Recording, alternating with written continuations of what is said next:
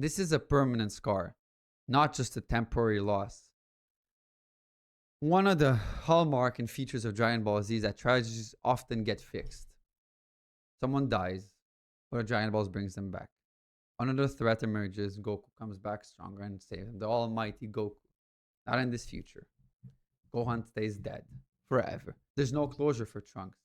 There's no I wish Trunks was alive. I wish Gohan was alive. I wish Goku was alive. There's none of this because that wish can never happen.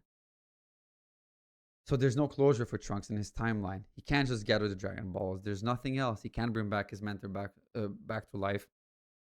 Instead, Gohan's sacrifice lingers, and he has to bury Gohan, and it's an unhealed wound, motivating and haunting Trunks for the rest of his life. In other words, his world never resets. He's condemned to carry the pain forever. And it will always be, and it will be a powerful reminder, a tattoo on his heart, in his chest, that he carries in, not proudly, I would say, that he tries to hide from the world, that in his timeline, there's no miracle or do-over. It's permanent. And heroism is a double-edged sword. Future Gohan's stance is that he fights alone, relentlessly, to protect everyone left. And he tries to groom Gohan to be the savior, just like Goku did with past Gohan or present Gohan in his timeline. It's commendable, right? But it also cuts him off emotionally.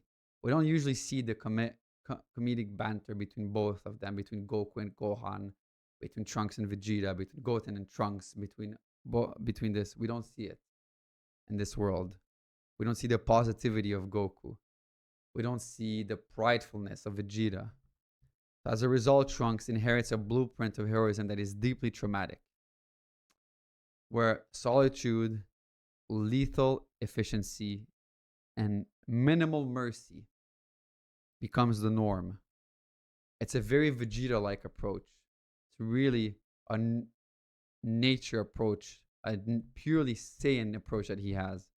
It's an approach that saves lives in the short term, for sure, because he's able to eliminate evil before it does too much chaos. But it's mentally grueling. And future Trunks grows up believing that heroism equals loneliness, equals ruthlessness, equals do or die, no second chances. And that's a far cry from what we see in Dragon Ball.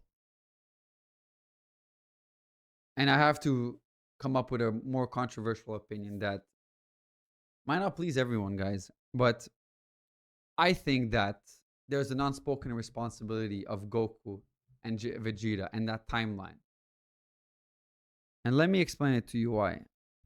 Why does Goku sacrifice himself in the past? When Cell's second form is about to blow up, he tells Gohan, take care of your mother, take care of everyone. You have all the power you need in the world. You don't need me anymore. Goodbye.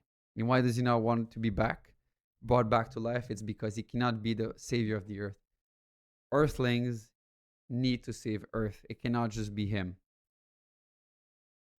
But could future Gohan's demise have been prevented if Goku and Vegeta were more proactive and took different actions before the heart virus struck or before they fell to the androids? But in future Gohan's world, being complacent like this and being uncaring like this gets magnified into a global catastrophe that finally hits Goku and Vegeta permanently. The reliance on miracle leads to death. The reliance on Dragon Balls and transformation leads to death. And that would have not happened if Goku and Vegeta said, look, Gohan, Trunks, you guys are the savior of the earth. You guys are the earthlings. Not us. Not our fusion. Nothing else. Not the Supreme Kai. You guys have to focus on saving Earth. And if Trunks and Gohan were more ready against the androids, that would have never happened. Yes, Vegeta and Goku might have died, but Gohan and Trunks would have had all the tools necessary to defeat both of these androids and Cell as well. So that small oversight triggered a chain reaction where it just equaled into a colossal tragedy. So, is it fair to say that Goku and Vegeta were partially at fault? I would say so, because we see that Vegeta reached Super Saiyan. We see that in the past timelines, in the present timeline, he trains Kid Trunks. Goku trains Gohan when he's a kid and when he's a teenager. He even trains Goten. So it might be uncomfortable for all of us to say that, but it's a grim possibility that their normal approach of train, wait, and let this crisis happen and we'll figure it out, then overcome it, this time, in this timeline, completely backfired. When there's no Goku left to overcome it, no one was left to defeat it. So, when we say heroes don't always win, it's not just a flashy phrase, it's a cold reality that is made real in front of our eyes. We see it embodied in Future Gohan's story. The timeline is unforgiving. He dies, and that death is permanent. The man meant to carry the torch and his legacy, and the legacy of Saiyans. His hope is snuffed out, leaving Trunks with a lifetime of trauma and zero guarantees that he can stop any new threat. There's no guarantee. It's him and him alone. And this fallout from the tragedy is profound. Trunks becomes a harder, more battle-worn protector. That's the upside. He gets things done. He kills those evil monsters. Boo. Cell. But what's so grim about it is that he never truly escapes the pain of losing his mentor or living with the fear that it could happen again. And it did happen again.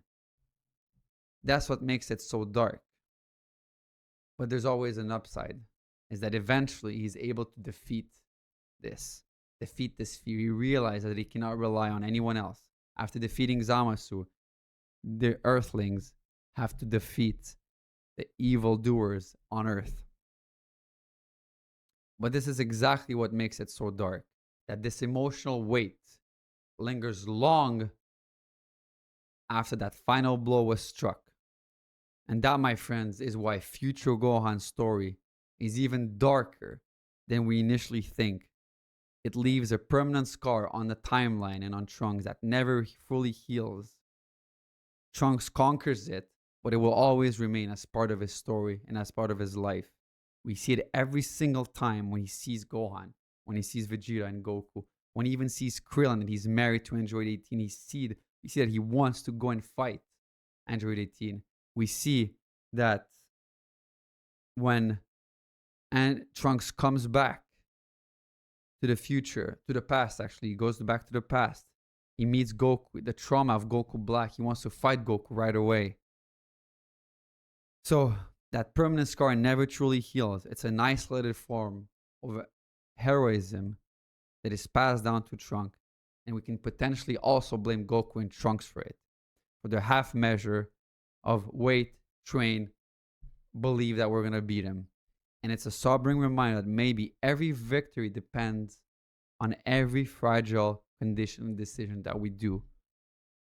Take all of this together, and you realize that in Future Trunks' timeline, it's not just a sad footnote that we eventually overcome.